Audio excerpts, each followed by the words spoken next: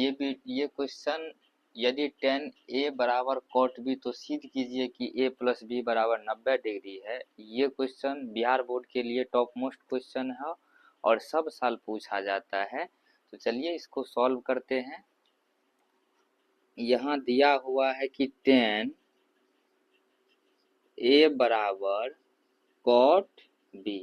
अब यहाँ से हमको बोलता है सिद्ध करने के लिए कि A प्लस बी बराबर 90 डिग्री। अगर A प्लस बी बराबर 90 बोलता है तो हमको tan cot तो नहीं चाहिए। तो इस दोनों में से कोई एक को cot या फिर tan में चेंज कीजिए। तो यहाँ से हो जाएगा cot थीटा बराबर हो जाता है tan 90 डिग्री या माइनस थीटा।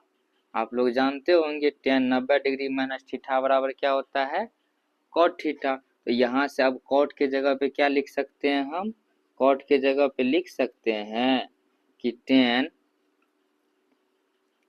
90 थीटा के जगह पे क्या देंगे b।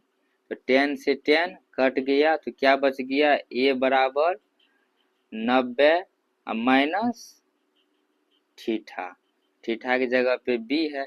तो tan a बराबर 90 माइनस b बचा। तो यहाँ से क्या निकल कर के आएगा, अब b को इधर ले आइए तो उधर माइनस में इधर आएगा तो प्लस में क्या बच जाएगा, b बराबर कितना 90 डिग्री। तो यहाँ से a प्लस बी बराबर क्या निकल गया 90। यही बोल रहा था, सिद्ध करने के लिए हो गई सिद्ध।